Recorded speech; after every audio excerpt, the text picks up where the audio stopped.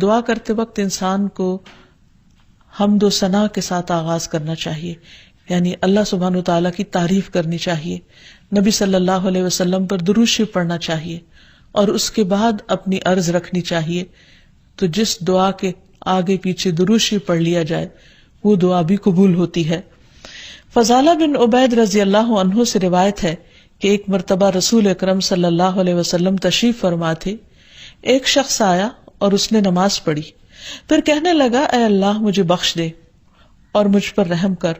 تو رسول اللہ صلی اللہ علیہ وسلم نے فرمایا اے نمازی تو نے جلدی کی، جب نماز پڑھ چکو تو بیٹھے رہو، اللہ کی اس طرح حمد و ثنا بیان کرو جیسا کہ اس کا حق ہے، پھر مجھ پر درود بھیجو، پھر اس سے دعا کرو.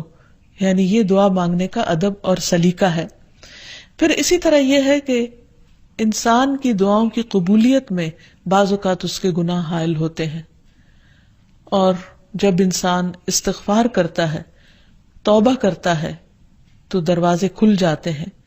اسی لیے انسان جب دعا کرے تو اس کے ساتھ ساتھ اپنے رب سے توبہ اور استغفار کرے.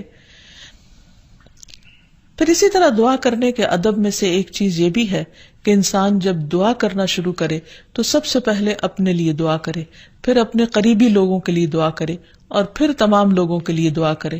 کہ بعض اوقات ہم سمجھتے ہیں ہماری دعا قبول نہیں ہوئی، اور شیطان کا کام یہ ہوتا ہے کہ وہ بندے کے دل میں مایوسی پیدا کرے.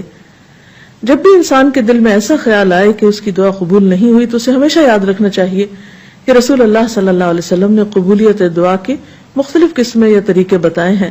ایک تو یہ کہ جو کچھ انسان مانگتا ہے اس کو وہ مل جائے، یا پھر یہ کہ وہ تو نہ ملے لیکن اس کے برعکس اس کے بدلے میں اس کی کسی مصیبت یا مشکل کو اس سے دور کر دیا جائے یا آنے سے روک دیا جائے. تیسری صورت یہ کہ دنیا میں تو انسان کو اس دعا کے صلے میں کچھ نہ ملے، لیکن قیامت کے دن وہ تمام دعائیں اس کے اعمال نامے میں شامل کر کے اسے ان کا بہترین بدلہ یا جزا دی جائے.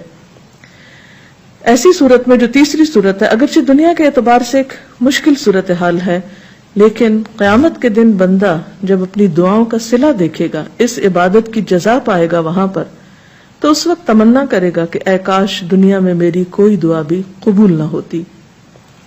لیکن دعا کی قبولیت کے لیے پھر کچھ شرائط ہیں. ایک بات تو یہ اس میں جو سب سے پہلے کہ انسان کا رزق حلال ہو، کیونکہ حرام کھانا انسان کی دعاؤں کی قبولیت میں رکاوٹ کا سبب ہوتا ہے.